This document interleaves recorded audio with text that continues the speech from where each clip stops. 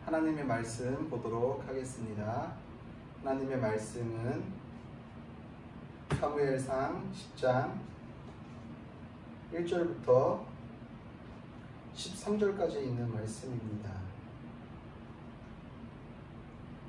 이에 사무엘이 기름병을 가져다가 사울의 머리에 붓고 입맞추며 이르되 여호와께서 내게 기름을 부으사 그의 기업의 지도자로 삼지 아니하셨느냐? 내가 오늘 나를 떠나 가다가 베냐민 경계 셀사에 있는 라헬의 묘지 곁에서 두 사람을 만나리니 그들이 내게 이르기를 내가 찾으러 갔다 온 암나기들을 찾은지라 내 아버지가 암나기들의 염려는 놓았으나 너희로 말미암아 걱정하여 이르시되 내 아들을 위하여 어찌하리요 하더라 할 것이요. 내가 거기서 더 나아가서 다볼 상수리 나무에 이르면 거기서 하나님을 배우려고 베델로 올라가는 세 사람을 만나리니 한 사람은 염소 새끼 셋을 이끌었고 한 사람은 떡 세 덩이를 가졌고 한 사람은 포도주 한 가죽 부대를 가진지라. 그들이 내게 문안하고 떡 두 덩이를 주겠고 너는 그의 손에서 받으리라.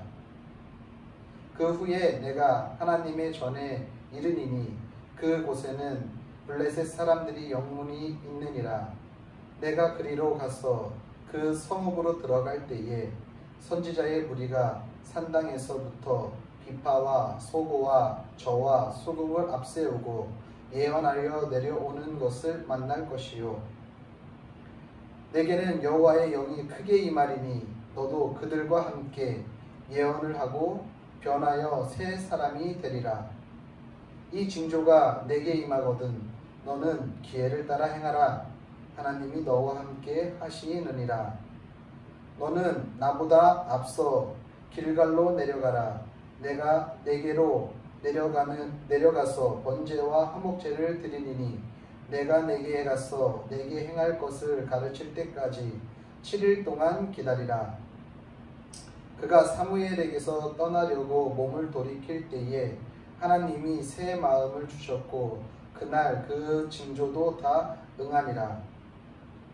그들이 산에 이를 때에 선지자의 무리가 그를 영접하고 하나님의 영이 사울에게 크게 임함으로 그가 그들 중에서 예언을 하니 전에 사울을 알던 모든 사람들이 사울이 선지자들과 함께 예언함을 보고 서로 이르되 기스의 아들에게 무슨 일이 일어났느냐 사울도 선지자들 중에 있느냐 하고 그곳에 어떤 사람은 말하여 이르되 그들의 아버지가 누구냐 한지라. 그러므로 속담에 대어 이르되 사울도 선지자들 중에 있느냐 하더라. 사울이 예언하기를 마치고 산당으로 가니라. 아멘. 하나님 우리 아버지와 주 예수 그리스도께서 내려주시는 은혜와 평화가 여러분에게 있기를 빕니다. 날씨가 많이 무더워졌습니다. 특별히 더운 날씨 가운데 그리고 코로나19 가운데 우리들의 몸 관리를 더 철저히 잘해서 이 덥고 힘들고 어려운 시기를 지혜롭게 잘 이겨나가는 성도님들의 삶이 되기를 바랍니다. 마태복음 6장 25절 34절에 있는 말씀을 보면은 거기는 우리들이 삶을 살아가는 데 있어서 의식주에 대해서 예수님이 말씀하고 계십니다. 무엇을 먹을까? 무엇을 마실까? 무엇을 입을까에 대해 우리들이 가지고 있는 의식주에 대해 말씀하시죠. 그러면서 이것을 염려하라 하지 말라. 하지 말아라. 그러면서 하시는 말씀이 있죠. 정말 진정으로 너희들이 구할 것은 무엇이다? 제일 먼저 구해야 할 것은 하나님 나라의 의를 구해야 한다라고 말씀하고 계십니다.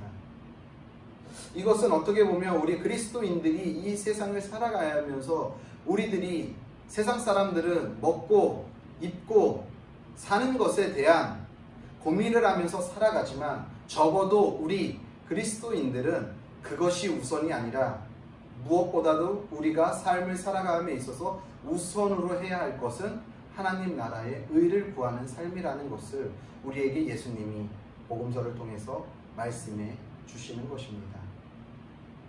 그렇다고 한다면 도대체 하나님의 의는 무엇일까? 우리는 고민해 보지 않을 수 없습니다. 하나님의 의, 도대체 하나님이 말하는 의는 무엇일까요? 창세기를 보니까 하나님이 아브라함에 대해서 의롭다라고 이야기하더라고요. 도대체 하나님은 의라는 것을 어떻게 보고서 의로운 사람이라고 평가하실까? 성경의 많은 인물들이 하나님으로부터 너는 의로운 사람이야 라는 평가를 받았을 때 그들의 삶이 전혀 흠이 없었기 때문에 의로운 삶이라고 평가를 받았을까? 라고 질문해 봤을 때 그렇지 않다라는 것입니다. 하나님 편에서의 의는 무엇이냐 하면은 하나님과 우리는 인격적인 관계를 맺고 있습니다. 그렇죠? 우리와 하나님과의 인격적인 관계를 맺을 때에 서로 상호 바라는 것들이 있습니다. 우리가 하나님한테 요구하는 게 있고 하나님이 우리에게 요구하시는 게 있죠. 하나님 편에서 우리를 의롭다라고 여기시는 것은 하나님의 요구를 우리의 삶을 통해서 잘 나타내고 드러냈을 때 그것을 이루어 갈 때 하나님은 그 사람을 통해 의롭다라고 이야기하는 거예요. 왜 아브라함한테 의롭다라고 했을까요? 그의 고향인 갈대와 우르를 떠나서 모든 것을 정리하고 하나님이 약속한 미래가 보이지 않는 그 가나안 땅으로 갔을 때 하나님은 그것을 의롭다라고 얘기하는 것입니다. 왜 그렇습니까? 하나님의 뜻에 따라 순종한 거예요. 사람들의 생각에는 내 고향을 떠나 내가 하던 모든 것들을 정리해서 새로운 일을 시작하고 새로운 지역으로 장소를 옮기는 것이 미래가 보장되지 않는 그 일이 결코 쉬울까요? 쉽지 않다라는 것이죠. 근데 그것을 말씀에 순종해서 움직일 때 하나님은 그것을 의롭다라고 이야기한다라는 것이죠. 마찬가지라는 거예요. 무엇을 입을까? 무엇을 먹을까? 무엇을 마실까? 이것에 대해서 세상 사람들은 고민해. 하지만 내가 너희들에게 원하는 것은 나의 의를 구하는 거야. 그런 상황 가운데 너희들이 모든 살아가는 삶이 거기에 집중되어서 그 삶을 살아가는 것이 아니라 그러한 삶 가운데서도 여전히 내 생각과 내 뜻을 따라 살아갈 수 있니? 때로는 힘든 상황이지만 때로는 어려운 상황이지만 그러한 상황에서도 내 말에 순종하면서 살아갈 수 있니? 했을 때 예 주님 그렇게 살겠습니다 라고 결단하고 나아가는 사람을 의로운 사람이라고 하나님은 말씀하신다라는 것이죠. 세상 사람들은요 열심히 땀 흘리고 수고하며 일하는 이유가 무엇입니까? 조금 더 좋은 환경, 조금 더 편안한 환경, 조금 더 여유로운 삶, 이것을 영위하기 위해서 그렇게 수고하고 애쓰고 땀 흘린다는 것이죠. 우리 그리스도인들이 이 세상을 열심히 살아가는 이유는 무엇입니까? 그들과 똑같이 좋은 옷을 입고 좋은 집에서 물질을 충분히 누리면서 좋은 음식들을 먹으면서 살아가기 위해 우리가 그렇게 애쓰고 수고하고 땀 흘리는 것입니까? 그렇지 않다는 것입니다. 그런 환경도 때로는 중요할 수 있지만 우리 그리스도인들에게 제일 중요한 것은 무엇이냐 하면은 오늘도 우리의 삶을 통해 하나님의 의가 이루어지고 실현되어지고 그 하나님의 의가 구체적으로 우리의 삶을 통해 드러나는 것을 우리는 삶의 기본으로 목표로 삼고 살아가는 사람들을 우리는 그리스도인이라고 이야기하는 것이며 그것이 저와 여러분의 삶이라는 것입니다. 오늘 우리가 함께 읽은 본문의 말씀을 보면은요 사무엘이 사울에게 기름을 붓는 장면이 나옵니다. 그런데 사울에게 바로 기름을 부지 않아요. 우리가 9장에 있는 말씀을 지난주, 지지난주에 살펴봤지만 9장 25절을 보면은요 이렇게 기록하고 있어요. 그들이 산당에서 내려 성읍에 들어가서는 사무엘이 사울과 함께 지붕에서 담화하고 그들이 일찍이 일어날새 동틀 때쯤이라 사무엘이 지붕에서 사울을 불러 이르되 일어나라 내가 너를 보내리라 하매 사울이 일어나고 그 두 사람이 사울과 사무엘이 함께 밖으로 나가서 성읍 끝에 이름에 사무엘이 사울에게 이르되 사환에게 우리를 앞서가게 하라. 사환이 앞서감으로 또 이르되 내가 이제 잠깐 서 있으리라. 내가 하나님의 말씀을 내게 들려주리라 하더라 하면서 이에 사무엘이 사울에게 기름병을 붓는 거예요. 그쵸? 근데 이게 어떤 장면에서 이루어진 거냐면요, 우리가 함께 읽지는 않았지만 그 9장의 더 뒤를 보면은요, 사무엘이 사울에게 바로 너한테 내가 기름을 부을 것이야 라고 이야기하지 않아요. 무슨 말이냐면요, 하루라는 말미의 시간을 줍니다. 25절을 보세요. 이들이 떡을 함께 먹고서 즐기는 거예요. 사무엘이 사울을 자신의 식탁으로 초대를 해서 그날 저녁에 함께 식사를 해요. 그래서 그 자리에서 기름 붓는 게 아니라 다음 날 그들이 산당에서 내려 성읍에 들어가서 사무엘이 사울과 함께 지붕에서 대마하고 그들이 일찍이 일어날새 하루가 지났다라는 이야기인 거거든요. 무슨 말이에요? 밥을 먹으면서 무슨 얘기를 했을까요? 암나기 얘기도 했겠죠. 그러면서 사무엘이 사울에게 이야기했겠죠. 하나님이 이스라엘 백성에게 새로운 지도자를, 왕을 선출할 텐데 하나님이 너가 이스라엘 지도자래 라고 이야기했겠죠. 그 이야기를 들은 사울이 어땠을까요? 좋았을까요? 뭐 좋았을 수도 있겠죠. 하지만 적잖이 충격을 받았을 거예요. 많은 사람들 중에 왜 하필 나? 아마도 혼란스러울 거예요. 그러니까 어떻게 합니까? 바로 거기서 기름 부은 게 아니에요.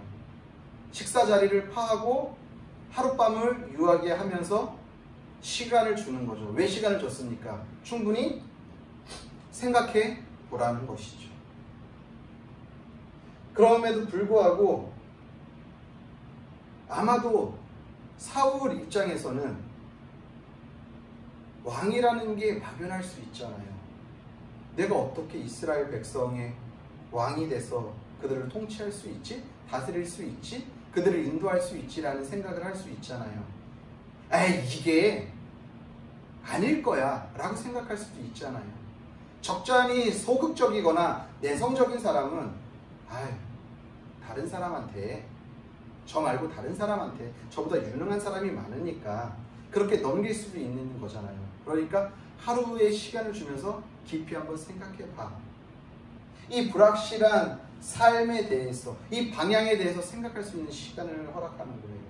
그러면서 그 사울의 흔들리는 이 마음을 다잡기 위해 하루라는 시간을 주죠. 그런데 그것으로 부족하니까 어떻게 합니까? 3번에 걸쳐서 앞으로 네가 아버지한테 돌아갈 때에 3번의 일들을 겪게 될 거야 라고 하면서 2절부터 그 3번의 징조에 대해서 기록하고 있는 거예요. 그러니까 무슨 말이죠? 네가 이스라엘 왕으로 기름 부음 받은 것은 그냥 사무엘이 감동이 아니고, 그냥 사무엘이 잘못한 게 아니고 네가 왕이 될 상이 아닌데, 왕이 되는 것이 아니라 이건 정말 하나님의 계획 안에 있는 거야 라는 것을 확실하게 알려주기 위해서 3번의 징조를 보게 한다는 것입니다. 이같이 이 길이 분명해 라고 하나님이 어떻게 보면 사울에게 사인을 주시는 것이죠. 저도요, 우리들이 마찬가지겠지만 저도 이곳으로 교회를 이전할 때에 그냥 이곳이 좋네?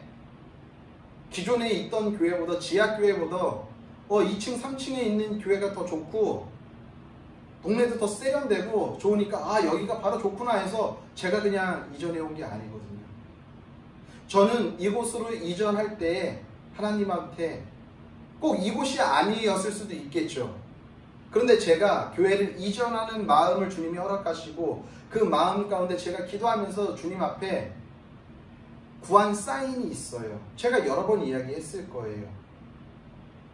그 중에 제일 큰 하나가 뭐냐 하면요, 이 모든 것들이 이루어질 때 주님의 선하신 방법대로 이루어지길 원합니다 라고 저희가 기도를 했어요.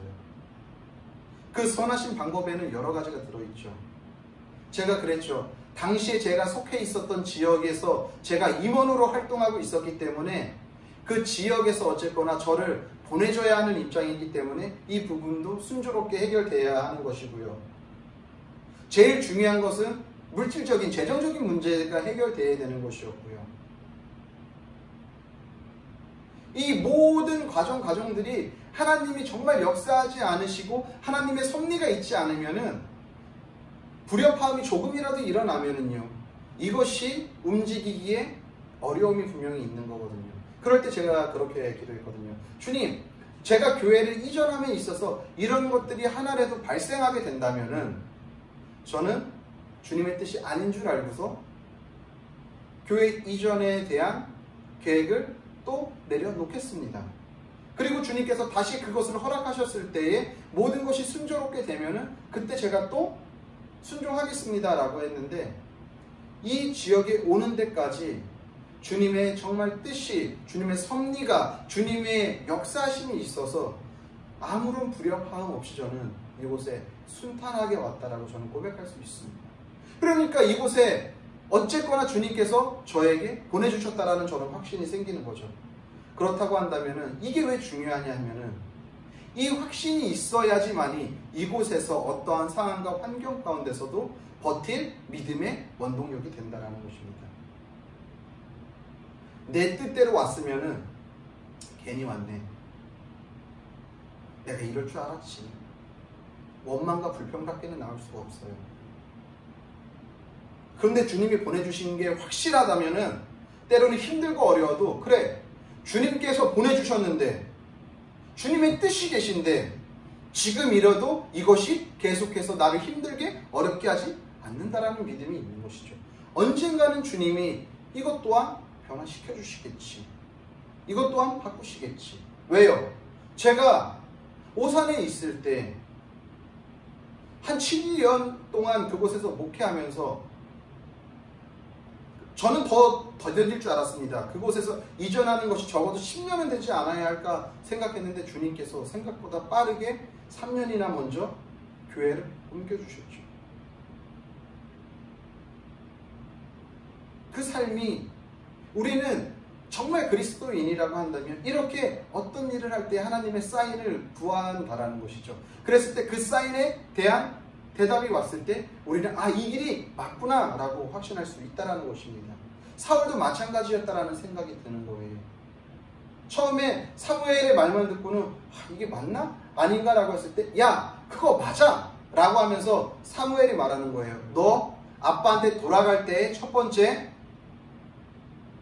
라헬의 묘지 근처에서 두 사람을 만나게 될 거야. 그러면서 그들이 너에게 암나귀를 찾았다라고 얘기할 거야 라고 말하는 거예요. 첫 번째 징조죠. 여기는 아주 중요한 의미가 있어요. 두 사람을 만났다라는 것은 무슨 의미가 있냐면요, 이스라엘 율법에 의해서는요, 어떤 법적인 효력을 발생하기 위해서는요, 두세 사람의 증인이 필요하거든요. 그러니까 그게 되게 중요해요. 우리가 예전에 룻기를 공부할 때에 룻이라는 그 아내와 여자와 결혼하기 위해서 보아스가 어떻게 하죠? 성문에서 사람들을 모아가지고 거기서 이 룻에 대해 첫 번째 계대법을 이을 사람, 아무개라는 사람이 있는데 이 사람한테 묻잖아요. 네가 이 사람을 계대법에 의해서 아내로 맞이할 거냐라고 했을 때 나는 싫습니다 라고 하면서 신발을 던지죠. 왜 성문 앞에서 그랬습니까? 사람이 오고 가는 사람이 제일 많은 자리예요. 그래서 항상 이스라엘에게 있어서는요, 어떠한 법적인 효력을 발생시켜서 증인들을 모을 때에는 이 성문 근처에서 이런 일들이 성행한 거예요. 왜? 증인들이 있으니까. 그렇기 때문에 거기서 한 행위는 법적인 효력을 나타내는 거예요. 그러니까 보아스가 뭐라고 해요? 야, 너 분명히 신발 던졌어. 너의 권리를 포기했어. 그 다음에 권리는 나에게 있어. 내가 계대법으로 내가 이 룻을 책임질 거야. 나오미도 책임지고 룻도 책임질 거야 라고 해서 거기서 아내로 맞이한단 말이에요. 그러면서 자, 이것이 법적으로 성립됐지 했을 때 성립됐어 라고 거기서 판결을 받는다라는 것이죠. 즉 여기서 사무엘이 사울에게 너 라헬의 묘지 근처에서 두 사람을 만나게 될 거야 라고 하는 것은, 네가 기름 부음 받은 것은 법적으로 유효해 라는 것을 알려주기 위해 거기서 두 사람이 만날 거라고 이야기를 하는 거예요. 그리고 라헬의 묘지는 사울에게 있어서는 의미가 있죠. 왜죠? 베냐민의 엄마잖아요. 베냐민 지파거든요. 사울은 의미가 있는 거예요. 라헬의 묘지는 의미가 있는 장소란 말이에요. 그런데 한 번은 뭐 그럴 수도 있지 생각할 수 있잖아요. 그러니까 두 번째 징조로 뭐라고 이야기합니까?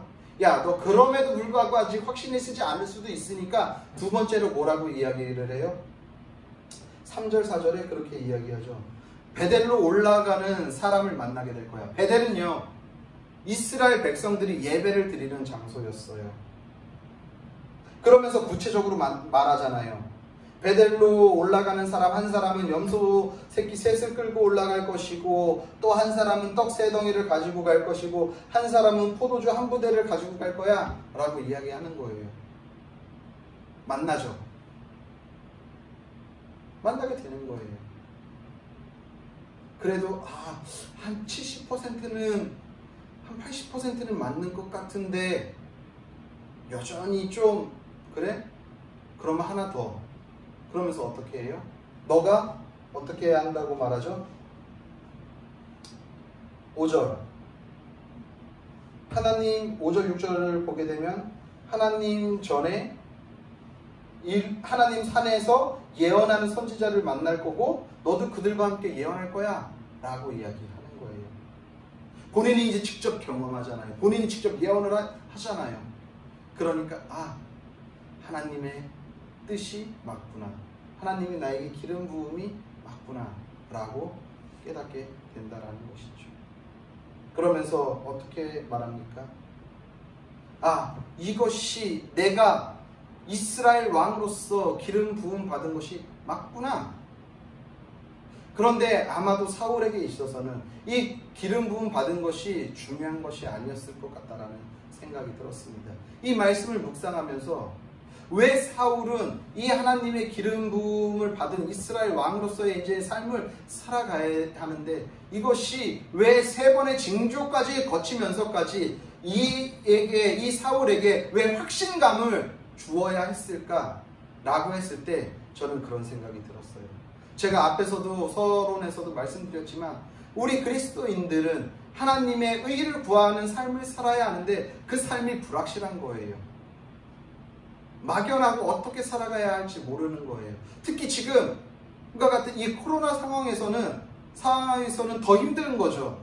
우리가 어떻게 살아가야 하며 특히 교회가 어떤 모습으로 있어야 하는지 그것에 대해 더 고민할 수밖에 없고 더 불안할 수밖에 없고 더 답답할 수밖에 없는 거죠. 그런데 하나님께서는 하나님의 나라의 의를 구하면서 살아가라고 말씀하고 계신데 어떻게 살아가야 할까에 대한 고민. 그러니까 이것은 지금 내가 해야 할 일이 아닌 거야. 저 여기 잘못 들었겠지 라고 생각할 수 있는 것이죠. 그랬을 때 사울에게 확실하게 그거 맞아 라고 이야기하는 거예요. 그러니까 사울이 그러면 하나님의 뜻을 구하면서 살아가는 하나님의 의를 구하면서 살아가는 이 삶을 살아가야 되는데 그럼 어떻게 살아가야 하지? 이것에 대한 고민을 하지 않을 수 없겠구나. 이것이 두려우니까 하나님께서 이 징조를 통해서 너 그 길을 가라고 말씀하셨구나 라는 생각을 하게 되었다는 것입니다. 우리 그리스도인들도 마찬가지죠. 하나님의 나라의 의를 구하면서 살아가는 삶을 우리의 삶을 통해서 나타내야 하는데 도저히 자신이 없는 거예요. 어떻게 살아가야 할지 모르겠는 거예요. 어떻게 하는 것이 하나님 나라의 의를 구하는 삶이지? 나로서는 할 수 없는 거예요.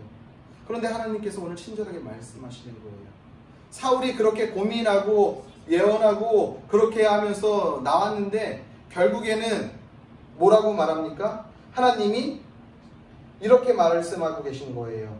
오늘 우리가 함께 읽은 본문의 말씀을 보면은요, 9절, 그가 사무엘에게서 떠나려고 몸을 돌이킬 때에 뭐라고요? 하나님이 새 마음을 주셨다라는 거예요. 하나님의 의를 구하는 삶을 사는 자에게 하나님이 새 마음을 주셔야 하는 거구나. 이 새 마음이 허락되지 않으면은 내가 아무리 노력해도 하나님 나라의 의를 구하면서 살아갈 수 없구나 라는 것을 깨닫게 되었습니다. 왜냐하면은요, 하나님 나라의 의를 구하며 살아갈 때 하나님이 마음을 주시지 않으면 그렇게 살 수 없는 거예요. 성경에는요, 이 새 마음, 이 마음에 대해서, 마음의 중요성에 대해서 많은 곳에서 기록하고 있습니다. 특히 잠언 기자는 잠언서 4장 23절에 뭐라고 말씀하고 있는지 아십니까? 무릇 지킬 만한 것 중에 더욱 네 마음을 지켜라. 생명의 근원이 여기서 난다라고 말하고 있어요. 생명과 마음을 동일하게 놓고 보고 있어요. 우리가 뒤에서 보겠지만 사무엘이 사울의 나라를 패하고 다윗의 나라를 세울 때에 다윗에게 기름을 부을 때 어떻게 해요? 하나님이 사무엘에게 말씀하신 게 있어요. 사람은 사람을 볼 때 뭐로 한다고요? 외모를 보고 판단하지만 여호와 하나님은 무엇을 본다고요? 사람의 중심이 뭐예요? 마음이거든요. 마음을 보시는 거예요. 왜 마음을 보실까요? 그 마음이 어떠냐에 따라서 이 사람이 하나님의 나라를 세워갈 만한 자인지 하나님의 나라를 세우지 못할 자인지 알기 때문인 거예요. 예레미야는 뭐라고 말하냐면요, 예레미야 17장 9절에는 그래요. 사람의 마음이 가장 부패했다라고 이야기하는 거예요. 우리 인간, 그냥 이 개인적인 인간의 마음은요, 부패할 수밖에 없어요. 그러니까 하나님의 나라를, 하나님의 의를 세울 만한 그릇이 된다 안 된다? 되지 않는다라는 거예요. 우리 마음으로는.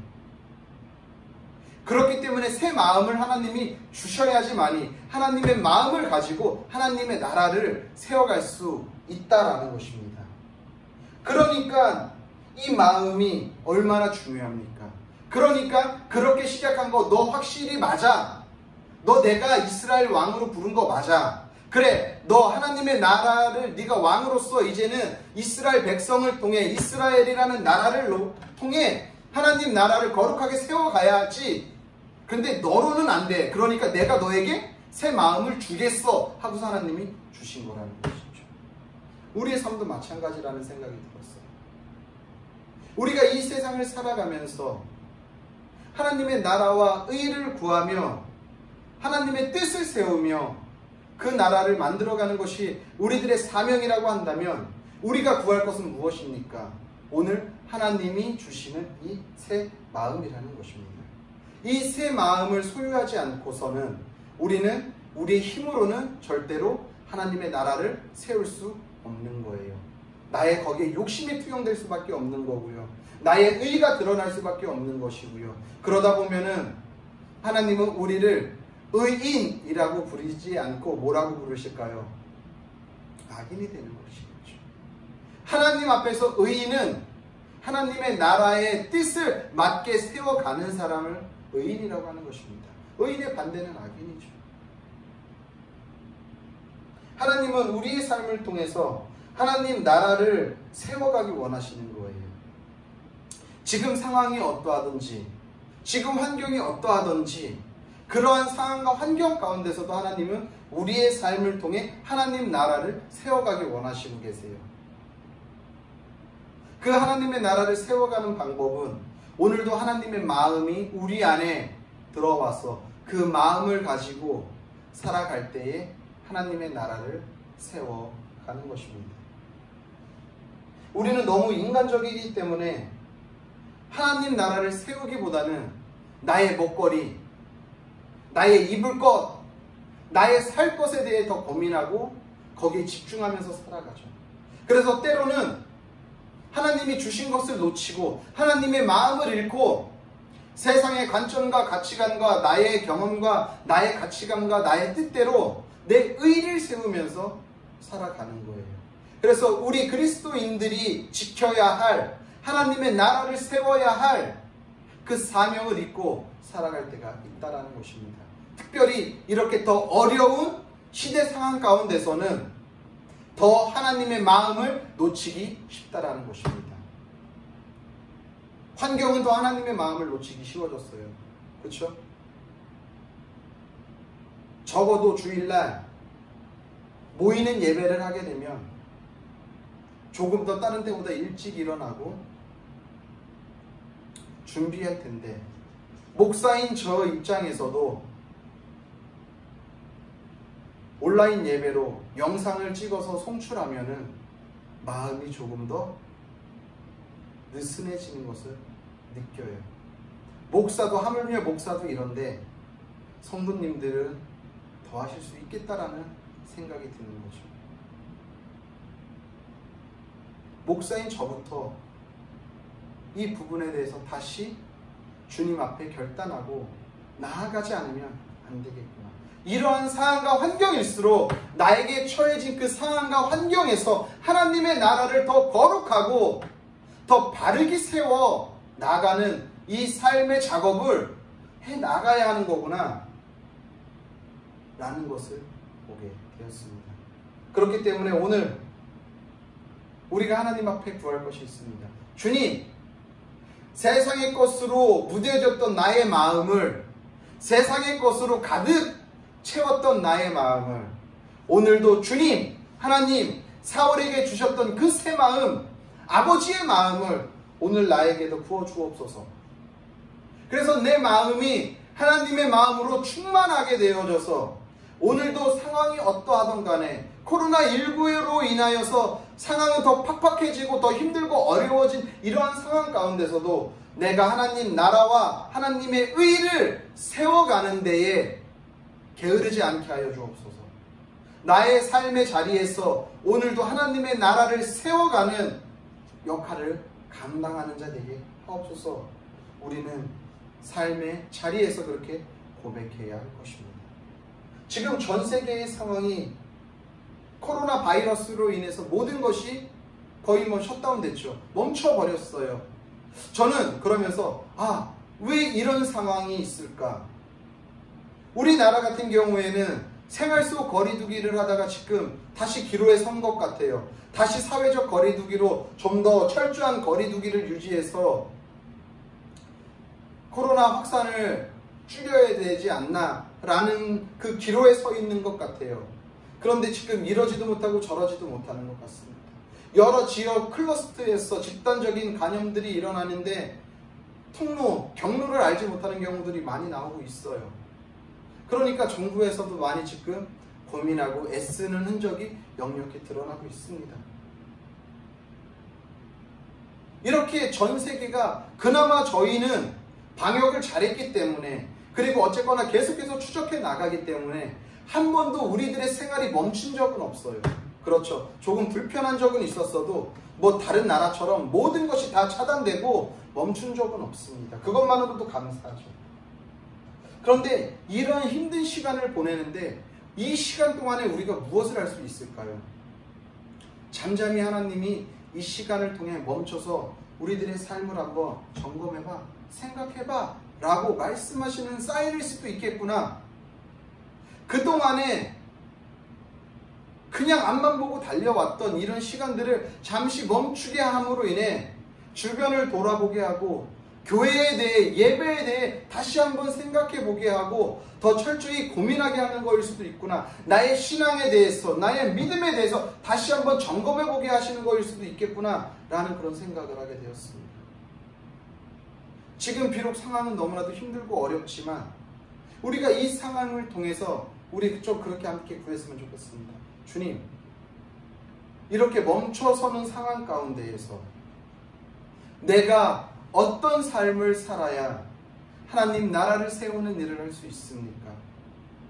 주님, 내 스스로는, 내 자신으로는 하나님 나라를 거룩하게 세울 만한 믿음과 실력과 능력이 없으니 오늘도 나에게 아버지께서 하나님의 마음, 새 마음을 부어주셔서 그래서 하나님의 나라를 거룩하게 세워갈 수 있는 그런 마음을 허락해 주옵소서. 이 시간을 우리에게 허락해 주시지 않았나? 라는 생각을 하게 되었습니다.